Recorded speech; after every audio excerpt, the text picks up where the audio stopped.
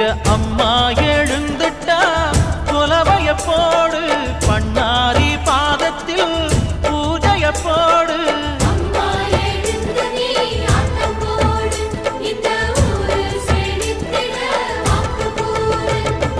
தாயே திரிசூலி அங்க